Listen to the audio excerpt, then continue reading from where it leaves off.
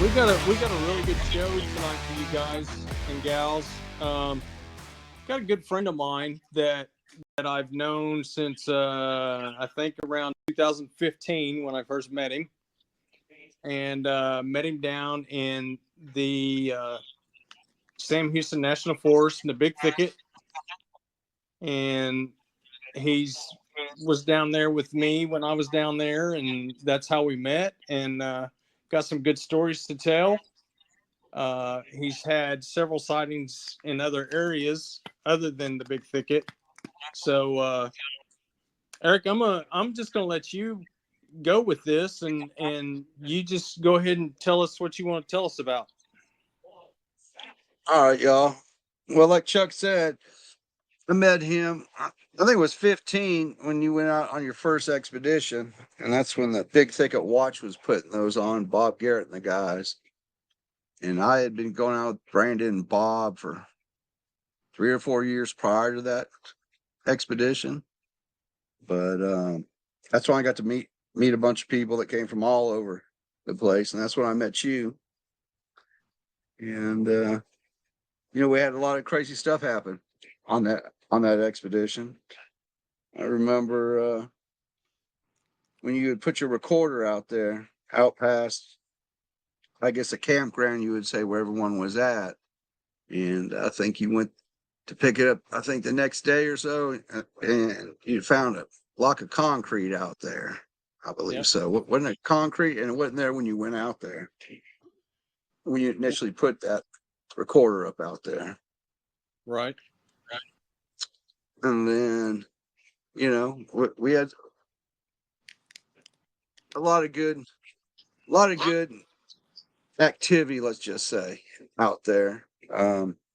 When we went down to when we went down on the pipeline right away, where you had that night vision, and you were seeing those two squatches right there going back and forth, back and forth. Well, Brandon and I were on the opposite side of that right away. Y'all were by the tree that went down, that big tree. We were Right. on the opposite side, and we had two squatches coming towards us that we could see with the night vision that we had. And then I think I can't remember who was leading our group. I think it was Javier, maybe. I don't know. Yeah. I don't remember. And you were saying I got some here, and we said we had some over there. So we decided that since they were kind of circling us, and that we should probably get out of there. Yeah. And so we went back to camp, and but that place where we had that at, it's good for vocals, real good for vocals. And if you go during the week, I mean, I'm gonna go ahead and say the spot because you know everyone knows what it is. That listen to any Bigfoot podcast, the same Houston National Forest. It was at Kelly's Pond is where we did this at. And I've had a lot of experiences at Kelly's Pond. It's best to go during the week because on the weekends, a lot of people come out there with their campers and ride their dirt bikes on the dirt bike trails out there. But I've had numerous experiences out there at Kelly's Pond. But back to the expedition, and then the other group went the other way on the right away, Yep. and they had some vocals but didn't have any sightings like we had. Now I don't know if they had thermals or if they had night vision in that group. We were just lucky the group that we went with happened to have that with us. Right. And the next day, um, we we went out and we went over by the equestrian center. I was with Javier, I think Sean, and some other people. And driving to the equestrian center, we pulled off to the right, and y'all went down to the end where the crime scene tape was Yes. down there. And we were walking, we were back there looking and stuff, and we found some tracks. And then I saw Javier looking at something. I said, "Man, what is that?" And he said, "It's a three-toed track." And he said, "I think we should probably back out of here and get out of here." And at that point, I didn't know what the hell a three-toed track was, but he knew enough to say, "Hey, we should probably back out of here." And then we went back to the camp, And then we ended up going over to Cold Springs. It was decided that, hey, we're going to go over to the Cold Springs area of the Sam Houston National Forest. So we went over there and we just pulled into the camp and we were out looking around. And that's where you casted your very first track, Chuck. Yep. Very first track. You were excited. Oh, I can see the look on your face, and you ran back and got that cast material, and you were on it before anyone else could. yeah. I said, man, happy for you. I think Eh, I hollered at Mo and asked Mo. I said, Mo, can I cast that print? And Mo's like, yeah, you can cast that one. He goes, I'm gonna cast this other one that's right over here by you. And so I think Mo actually he casted one and I casted one, and Yep. the real unique thing about that was the cast that I casted, the print that I casted, the pinky toe was bent backwards. It looked like Yep. it had broken its pinky toe. Yeah, and the funny thing is, there's so much pine straw back there that for it to be where it was just luck. Yeah. Because all the pine straw back there. So yeah, y'all got lucky on that. And then in that place at night gets good vocals. There's the Houston Intercontinental Airport's not far from there. And whenever them big jets flew by, them squatch would be going off, screaming and hollering. Screaming and hollering. Yep. And then we split up into two groups again. And I went with Mo, and I think you went with Sean and them. And didn't you go back to the mounds back there? Did y'all go to the mounds? I didn't go to the mounds. I actually stayed at the where we had built the campfire. Okay. That's where y'all saw them ones, and y'all got, well, Julie got that picture of that juvenile up in the tree with his mouth open. Mm-hmm. Yep. And did Waylon get his drone up and was following them other ones? Yeah, because Yes. that was going on before we got back to camp. Yeah. He flew the drone because I don't know who said what, but he decided to go ahead and stick the drone up in the air, and I think he actually caught one out past the wood line where we were at. I don't know that for sure, but it seems like I remember him saying that he caught one with his drone, but I don't remember for sure. Yeah, I know over in that area, like prior to this expedition, that they were out there and he flew a drone and they caught one, I think in the creek, and they were calling it the Gray Walker. And I saw that video once. It was pretty good. Yeah, Pretty good. I saw it too while I was there, and it was a pretty big one, Yeah. if I remember correctly. Wasn't no juvenile. That's for No. sure. Mm. But I met a lot of good people on that expedition, and then I've been out with several people that I'd met there. After the expedition, we would hook up and go out and have stuff happen. There's a lot of good researchers over there in the Sam Houston, one, Texas in general, and they just they don't look for publicity or do many podcasts or anything like that. But I mean, where they put in boots on the ground and just get amazing stuff. Amazing stuff. Man, I'm so busy with work. I just don't have the time that I used to get out there, but it is what it is. One good thing about my job is working pipeline. We're out on a bunch of hunting camps and hunting leases. So if we're out there for a week or so, I always have my recorders and I put them out. Sometimes you get lucky and sometimes you don't, but that's just one of the things that working all over the place that, if it looks good and there's water and food source and some cover, I'm putting my recorders out. Yeah. I mean, why not? If I'm there for a week, I let them run for 4 or 5 days. It can't hurt anything, right? Right. So that reminds me to ask you about, you sent me some recordings. Kelly's Pond and the Equestrian Center.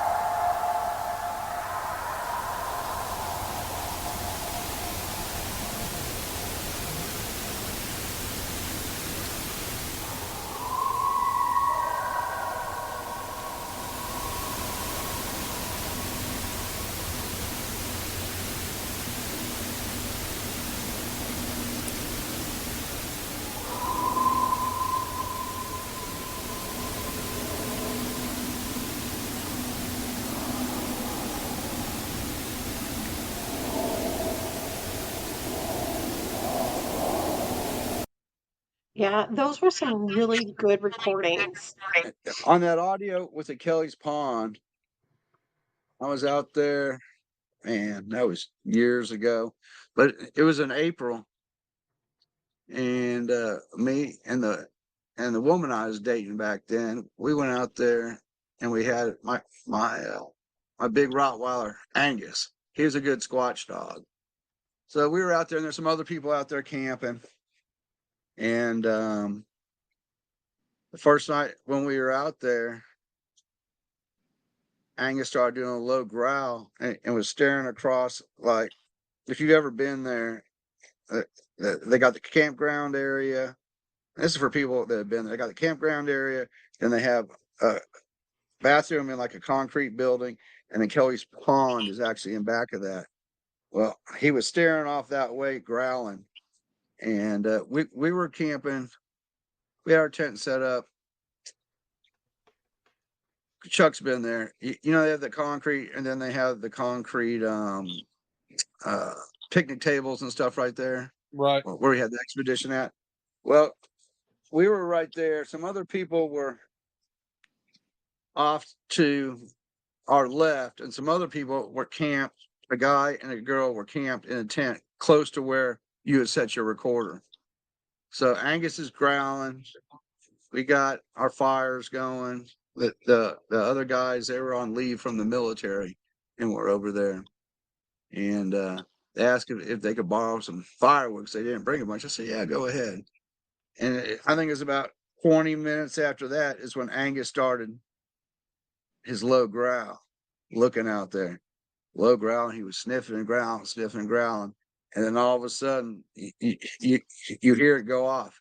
And then the coyotes start. And the coyote started going. But when Angus heard that, the first howl, scream, whatever you want to call it, he tucked up right underneath me. And he was like, "Nah, I'm good."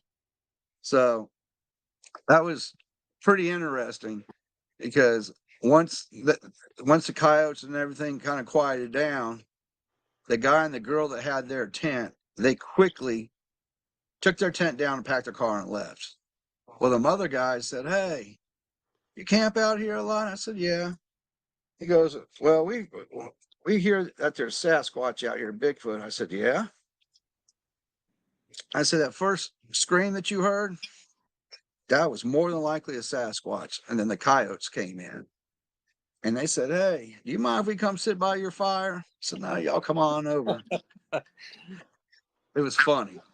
So then, Yeah. they started asking me, I started telling them about all the stuff, this and that. And then, we went to sleep. Well, the next day, went up and since put some recorders out down on the right of way on that pipeline where you got to see them with the night vision and stuff. And that night, some forest lights came. And the woman I was dating said, "Man, there's a light over there's a house." I said, "Baby, there's no house over there. There's just not. I've been here 100 times and there's no house over there. It's a forest light." "Well, I want to go over there." I said, "You don't want to go over there. You don't want to follow it. I believe that's a house or someone's putting a light." I said, "Telling you, there's nothing over there." So I said, "All right, let's go." So myself and Angus went walking over there. And if you've been to Kelly's Pond, where the bathroom is, there's like a little road and it goes off to the right and then just dead ends.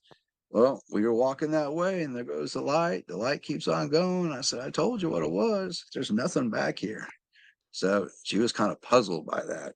And I had told her before when I see the forest lights out there, she is kind of puzzled by that.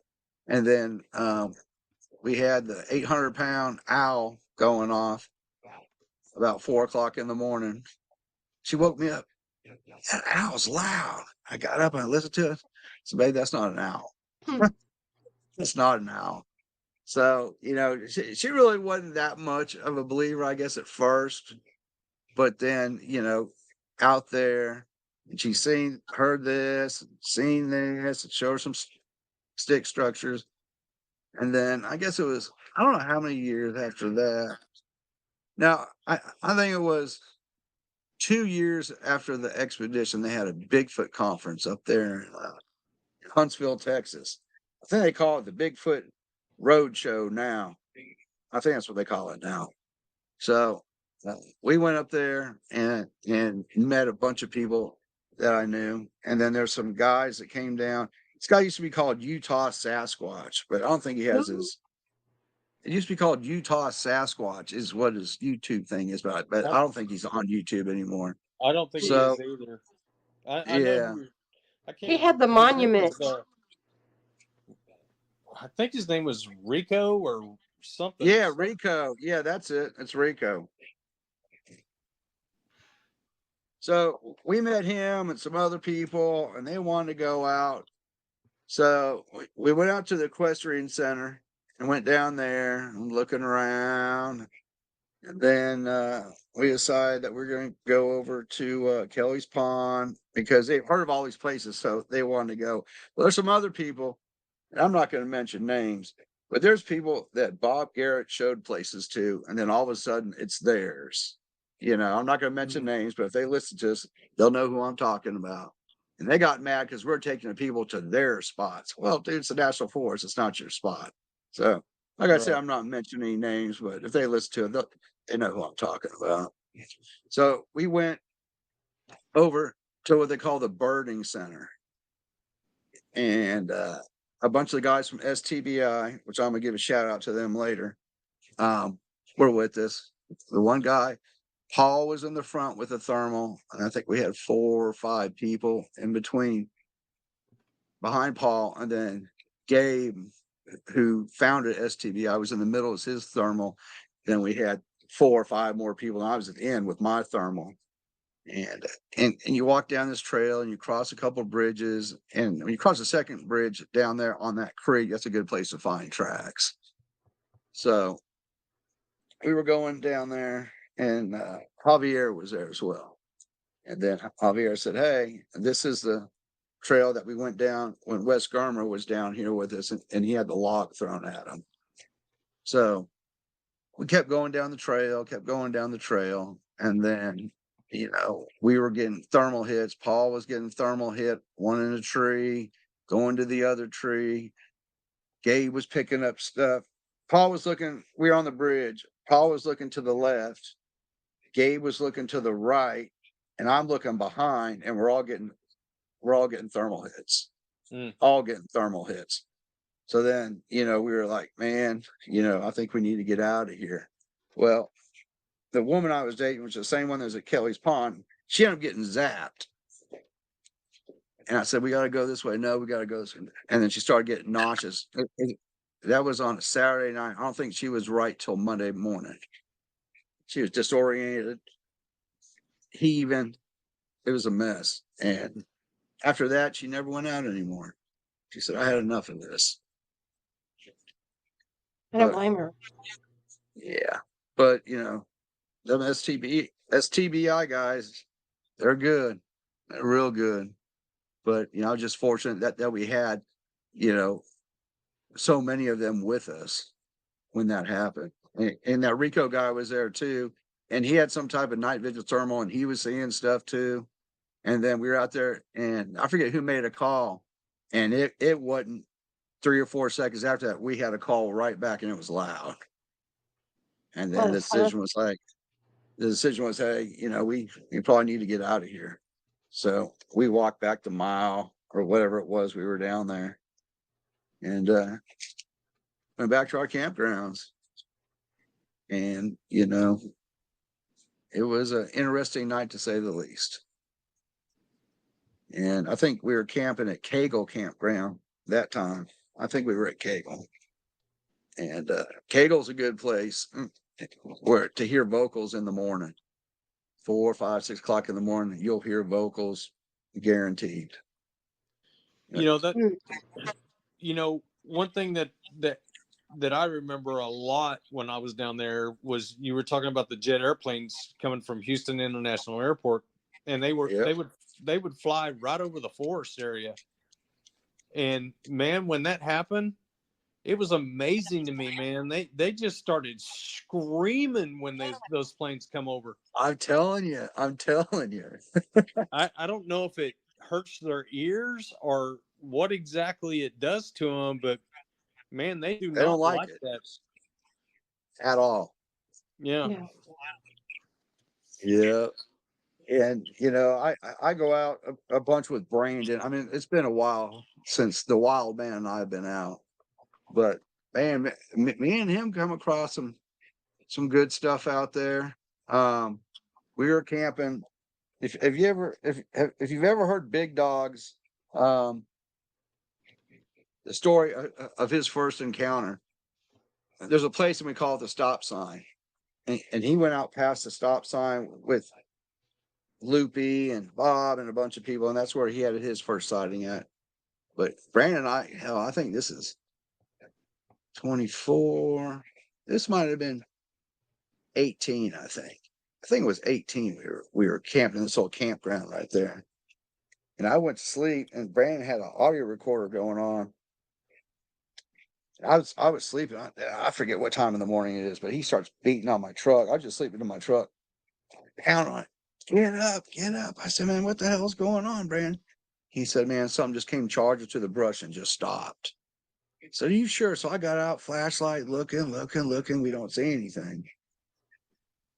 Then he was recording, he played that back, and it was unbelievable. He had his back to where it came up at, and he was just watching the fire, and he heard that. And he came beating on my truck. He was scared, and nothing scares Brandon. Well, I guess he was Yeah. scared, but yeah, that was crazy. And another time, Brandon and I were out. We were at. I put 2 recorders out, with brand new batteries. I use these recorders all the time. Never had a problem with them. So I put one down in the burning center, and then when we were in Cold Springs, Chuck, where you casted your track, I put another one back in the woods there. Right. So he came and got him. And when we went to the one in the burning center for the burning area first, I walked up to it and I got it and I looked at it. I said, man, it's off. Why is it off? So then I got it and I powered it on, had plenty of batteries. So I saw what time it stopped. I said, man, that is off. I was telling Brandon, he goes, man, that is crazy. So we go over to the area in Cold Spring, which is south of Double Lake. They call them hunters camps back there. So we Right. go to get my other recorder, and it's off. I look at the time, and they went off at the exact same time, 5.5 miles apart. I have no Wow. idea how it happened. It's never happened before, but the odds of both them going off at the same time, 5.5 miles apart, is pretty slim to none in my book. Yeah. Yeah, it's happened to So me before too, Eric. yeah, it's just just one of those things. How that happened, and there was some audio on them. Some screams, some howls, but for them just to cut off, it's just I just don't know how that happens.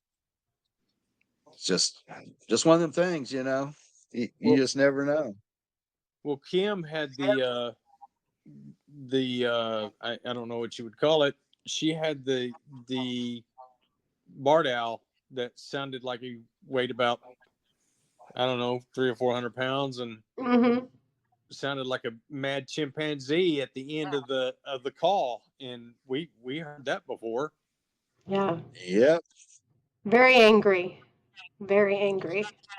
Yeah. I was out by Zavala, Texas, on this guy I know's hunting lease out there, and they've been having some crazy stuff going on out there. So we went out there, met him out there, and we went out there, and they're not real friendly over there. Let's just say we were out there going around. He's showing me where this happened and this happened. I said, all right, well, let's come back once it gets dark.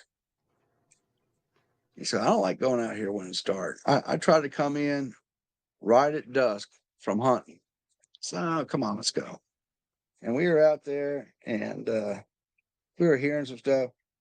And I did a couple calls, and then it ain't 5 minutes after that, we hear a tree go down. Boom. I said, what is that? sounds like a tree got pushed over. So then he was kind of a little jumpy. I said, I don't know, trees do fall. Maybe we were just here for that. So then we were just sitting there, listening. Then I do another call. And it's not 5 minutes after that, something comes charging at us. And I don't know if you know about East Texas, but it's thick. Mhm. And it probably stopped 30 yards from us. Oh, oh, oh. Is what it was doing. That was it. So let's get in the truck and go. Hmm. Yeah. And then we're up by Hemp Hill, Texas, which is over by Toledo Bend, with some guys I know out there that do some research. They do like the Sabine River bottom and stuff like that. And we were out there and had about a 4-foot log, probably about 6 inches in diameter, thrown at us out there. And we weren't doing any calls or anything. We were being quiet, just going around on this trail. And we heard some things. Thought we might have heard that samurai chatter, but it was real off in the distance. Hmm. But we heard it sounded like people talking, but we just didn't know what it was. And then everything got real quiet. And we kept on walking. It kind of opened up a little bit. And that's when that log came flying. Boom. And it landed about 10 feet in front of us. We turned around, went back the way we came. We turned on our lights and got out of there. Yeah. How big was the log? About 6 inches diameter, about 4 foot long. Mm. I don't think there's anyone else out there throwing something like that. Yeah. But Yeah. I mean, I've had pebbles. You don't have to go out and look for these things. If they're in the area, all you got to do is sit at your campsite. Yep. And if they're in the area, they will come to you. Throw little sticks, pine cones, little stones. And the best thing to do is when they're doing that, not just get up and start looking. You know what I'm saying? Just sit there and let them do what they got to do. And they'll come a little closer because they think, hey, they're not paying attention to what we're doing. Yeah. Do you think if they don't see enough um, interesting action while they're watching a camp with people in it, do you think that they provoke something to get a reaction out of you guys? Could be. I guess it really depends on the squatch. Yeah. Because what I look at, we're like their TV. Yeah, that's what it's like changing the channel Yeah, to throw a stick at them. yeah, yeah. So it's entertaining. But I will tell you that they do not like heavy metal music. That tends to Right. ruffle their fur. Let's just say they do not like that at all. Yeah. Well, They Eric, will let you know. I got something to ask you. Um, the first day that we were there, and Uh huh. you were talking about how you and a couple other guys went one way, and me and a couple other guys went a different way. I remember going back after we all kind of got back together and we went to the our campsite or whatever. Um, there were some pretty strange things were happening there at that time. You, Yes, you sir. you know what I'm talking about. Yes, I am. I didn't know if you want to go there or not. Well, I I don't know if we should, but it was definitely something that played. I looked at it with a lot of suspicion. I'll put it that way. Yeah. I mean, I've been followed out there. I had them come up to my camp. What are you doing? Follow you around wherever you go at Yep. night. So that was in my old truck. Then when I got a different truck, I stayed out of there for a while. But yeah, I mean, it's just like I used to know this guy, and his cousin worked out there whenever they had bad storms and stuff, and would help clean up the Lone Star Trail. And he's telling me about his cousin. Man, I want to talk to him. And I finally got to meet this guy. We were having some beers, and I was talking to him. And he said, "Oh yeah, they're out there. And when we go out to clean the trails, they tell us to be armed and to watch out. I mean, it's a known thing, but they just keep it hush hush. Yeah. And like if they have, like when Harvey came, it flooded out the bridge at Stubblefield and washed out a bunch of the bridges that people walk on the Lone Star Trail, and they were out there fixing all that stuff. He said, "Oh Mm. yeah, there's no doubt in my mind." I just remember them telling us that you guys are going to have to leave and you're going to have to be out of here by 10 o'clock the next morning. And I was like, what? Are you kidding? Yeah, that's why we went to Cold Spring. And Yeah. then, Brandon and Travis were at the spike camp and people were shooting at them back there. Yep. The guys coming out in ghillie suits. Yep. Oh, we'll probably get in trouble for talking. Oh, well. Wait, what? Yeah. Yeah, there's a lot to it. We're just kind of going over some cliff notes of it. And that there were people that were there that wasn't even part of our group, and they got to stay. Imagine that.